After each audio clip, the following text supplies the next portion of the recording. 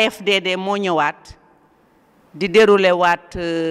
programme bi nga xam ne mooy ci plan d'action bi PTA bi biñ doon dérouler muy maanaam ñun toujours rek ci relève intergénérationnel bi ci lañ nekk le 6 février defoon nañu implication des jeunes dans les organisations de la société civile tey nag ñu ñëwaat certes impliqué nañ leen waaye nag ñun ñu jël thématique boo xam ne bu am solo mooy maanaam technique de communication prise de parole en public tey moom la ñu ñëwoon di ko def tey ñuy nag nuyu bu baax a baax siège Thiagne Fane bi nga xam ne ñooñu ko abrité ndax ñooñu aussi suñu ay partenaires lañ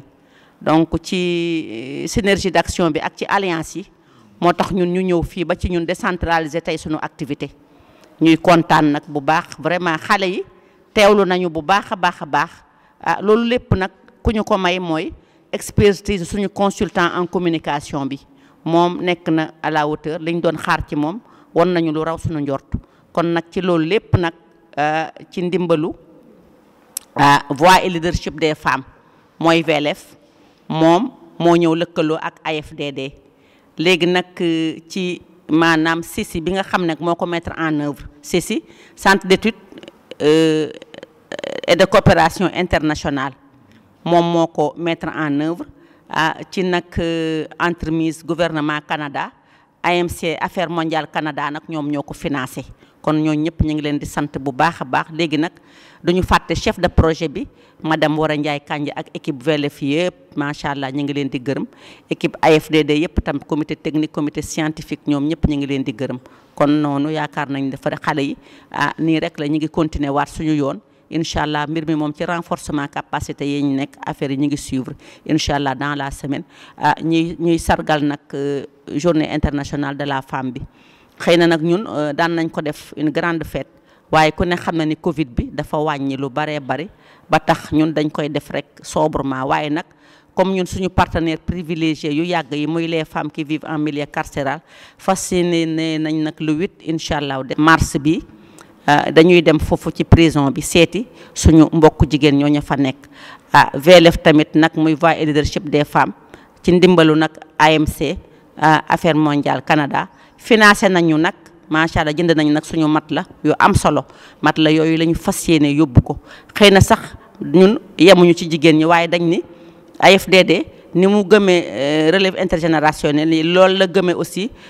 masculinité positive ku ne xam ne neen suñu kuréel dañu yàgg a doxal masculinité positive parce que góor ñaa ngi fi ànd ak jigéen ñi ñuy liggéey bu mucc ayib kon nag moo tax ñun dañu xarale yaatal macha allah yóbbu leen mat la yu am solo bu ñu eggee jigéen ñi sédd macha allah seen mbokk yi seen nawle góor yi nga xam ne ñoo nekk ci biir muy les mineurs ak adultes yoom ñëpp ñu bokk comme ñooy ñaan yàlla déwén ak jàmm ak salaam yàlla dàq fi mbas mi ñu def nañ daan def ñu feet suñu 8 mars ndax jigéen ñi ñun 8 mars rek la ñu am. may jaajëfal rek AFDD bu ñu jox occasion bi nga xam ne ni tey waxtaan nañ ak une partie de leur cible mooy xale yi ku wax xale nag wax ëllëg bi nag la AFDD commencé mooy li ñuy wax la relève générationnelle nag peut-être que ñu bëri ci organisation de la société civile yi duñ ko réussir mais na ma gisee tey AFDD commencé ko parce que jàngal nañ xale yi lan mooy prise en parole en public parce que munoo nekk tey ci organisation société civile te xamoon ni ngay waxee ci public boo xamul ni ngay waxee ci public souvent plaidoyer yi ngay bëgg a def yëpp waxuma ne du réussir de mais amoo 100% chance pour ñu déglu la pour nga réussir moo tax tey biñ ñu waxee ne nañu ñëw waxtaan ak ñoom parce que doon formation proprement dite parce que tey mënoo def formation prise de parole en public def ko ci moins de une semaine mais li renforcement de capacité la woon li échange la woon moo tax ban méthodologie lañ utiliser woon mooy méthodologie ñëw ak ñoom def ay atelier yi biñ ko defee dañ leen scinder en groupe ci groupe yi bu nekk nag ñu joxoon la tey ñu jox la tey benn module bi nga waroon def bañ ko njëkkee def première fois bi après ñu ñëw tënk lañ leen doon laaj première fois bi lan mooy prise de parole en public lan mooy prise de parole carrément bi ñu indee compréhension yi après am nañ ay discussion ñeneen aussi membre présidium bi am na ku si nekk sa xalaat bi nga indi avant que consultant bi di conclure ñu ñëwaat jëlaat beneen deuxième module bi mooy nan nga war a defee sa prise de parole parce que milieu bu nekk bi ngay dem war nga waajal milieu bu nekk bi ngay dem war nga xool lan mooy milieu bu nekk bi ngay dem aussi war nga xam ne yow tey lan moo la fi indi mooy message ba ngay transmettre message bi nag bu fekkee am na rëq-rëq du jàll message bi nag war nga ko mun a dominer mais na ngay xam ne nag fa ngay ñëw ñi lay déglu ñenn ñii de buñ la ëppul xam-xam it ëppoo leen xam-xam moo tax da nga war a ñëw suufee oyof mbubu ànd ak ñoom soo ànd ak ñoom rek la nga bëgg yëpp dina am avant ça nag proprement dit dañu xam ne couche bu ay xale lañ couche bu xaw a vulnérable la fàttali leen ne nag lan mooy AFDD bawul la ñuy wax ne président bi na dugg xuus lan mooy AFDD ka nga xam ne aussi mooy président conseil de la jeunesse nekk aussi membre AFDD nekkoon na fii war leen wax ak ñoom lan la ñuy xalaat lañ lañ yaakaar si ñoom mais aussi c'était heureux aujourd'hui bi ñu ñëwee aussi fekk nañ ne présidente AFDD am na si aussi vision bi mooy que il fallait que mu indi benn service boo xam ne ça peut participer un peu à la formation c'est une découverte aujourd'hui bu ñu xam fii bi service bi nga xam ne ñu bëri tey xamuñ koon mooy AMO service essentiel la pour xale AMO service névralgique la AMO service transversal la tey ñoom liñ ci xam tey ci AMO ak ñun liñ ci jàng tey ci AMO ak service yu mu mun a offrir à la communauté je pense que ni tey su fi waa AMO nekkutoon dañu leen dem uti leen indi leen ça nous a beaucoup aussi aidé bi nga xam ne ki nekk AMO wax ça nous a beaucoup aidé pour ñu mun a introduire sunu module bi ñu doon def ñu gërëm rek waa AFDD continuer aussi gërëm ñi nga xam ne def nañ fi ay module parce que tantôt maa ngi dégg ne monsieur Kandji waxoon na leen fii nan la ñuy impliqué ci OSC yi ñoom bu ñu nekkee OSC te xamuñ ñu impliqué ci OSC amoon na tey ñu wax leen lan moo tax ñu war a impliqué ci OSC de ce fait ñoom def nañ ko ba pare li fi moo nekk aussi dimbale nañu ci lu bëri dama koy bamtuwaat rek parce que c'est très rare aujourd'hui que ngeen di gis une organisation de la société civile di jéem a kii nu mu tudd sax di jéem a former ay xalem di jéem a former même ses membres pour ñu xam nan la ñuy wax ak askan bi nan la ñuy wax ak nit ñi parce que nit ki kat soo xamul li ngay wax ak moom di nga sonn te nit ki aussi soo xamul li ngay wax ak moom résultat yaa nga doon wut waxuma ne doo ko am de mais dina néew ci li ngay am ci résultat ñu continuer rek di jaajëfal AFDD di jaajëfal aussi public bi fi nekkaloon parce que je sais que ni déglu nañ te aussi suivre nañ bu fekkente ne xale dafa ñëw si yow déglu pour mun a ëllëg mun a indi mun a wax ak nit ñi kooku looy mun def mooy que jaajëfal ko peut-être que nag samay wolof je ne suis pas tellement wolof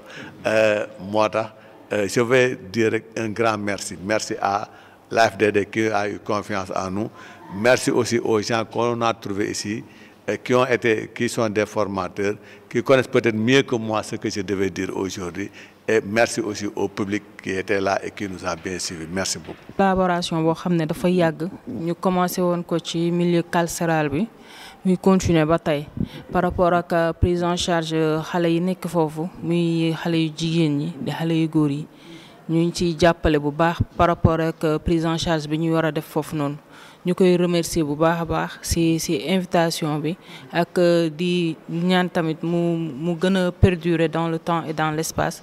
parce que tamit daf ñuy permettre même bu dul milieu boobu ci beneen milieu d'autant plus qu'on parle de action éducative en milieu ouvert ñuy nekk en contact toujours ak suñuy cible muy jeune di ay mineurs ñuy mën a communiquer ak ñoom di échanger ak ñoom par rapport ak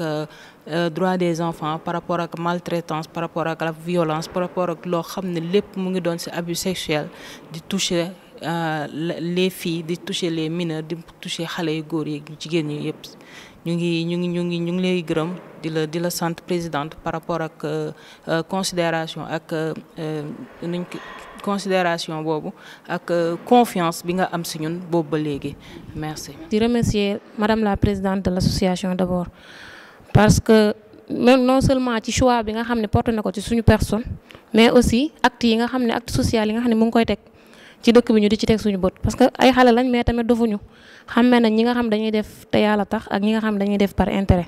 kon bu ñu àndee ak moom c'est parce que njëriñ lañ fi gis ak njàngal ak enseignement moo tax saa yu ñu woowee ñu sawar ci ñëw parce que xam nañ saa yu ñu fi ñëwee njëriñ lañ fiy jëlee léegi au nom de tous les participants madame la présidente on vous dit merci pour le choix ak effort yi ngay def aussi. pour ñëw aussi ci qualité formation bi ñu ngi remercier formateur bi vraiment kontaan nañ ci formation bi am na pédagogie ni mu ñu ko formé tamit bëggoon nañ ko amoon na intérêt participer parce que def na ba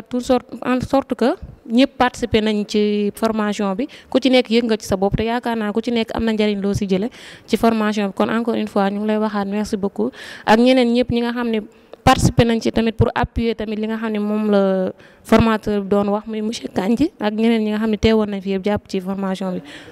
ak Ibrahima Ndiaye mi nga xam ne tamit dem na mais moom aussi ñu ngi gis travail bi nga xam ne mu ngi koy def ci wàllum communication association bi. di remercier AFDD mi ñu may opportunité bi tey ñu ñëw def ci formation en technique de communication ak prise de parole en public mu nekkoon benn formation bu intéressant def nañ formation bi ci jàmm. jàng nañ ci loo xamante ne xamuñu ko woon ak suñu formateur bi vraiment ça a été un plaisir tey participants yëpp gis nañ seen bopp ci li nga xamante ne mooy formation bi muy technique de communication ak prise de parole en public mu nekk loo xamante ne yombul mais tey après formation bi rendre compte nañ ni jël parole en public nekk na loo xamante ne yomb na yombul mais li nga xamante ne d'après cette formation dinañ mën a am nañ ay éléments yoo xamante ni essentiel la yoo xam ne bu ñu ko defee dinañ mën a génn ci li nga xamante ni ba mën a def li nga xam ne moom mooy parole en public mën koo def correctement ndax éléments yi nga xamante ne formateur bi jox nañu ko. donc di ko remercier encore une fois di remercier association AFDD jiite ko ci madame la présidente muy Tata Adama Ndiaye mi nga xam ne moom moo ñu may opportunité bii tey di encourager AFDD tamit. di leen wax ni ñu ngi seen ginnaaw te en plus formation yi nga xam ne yéen a ngi koy def c'est très intéressant parce que la fois passée defoon nañ benn formation muy comment impliquer les jeunes dans les OSC tey mu ñëw defalaat ñu cette formation là donc dañ koy féliciter di ko encourager tamit di gërëm membre AFDD yëpp di gërëm aussi participants yi nga xamante ne tey ñëwoon nañ jàng si li nga xamante ne moom mooy comment prendre une parole en public. Donc vraiment, ça c'était un plaisir, machallah. Je vous remercie.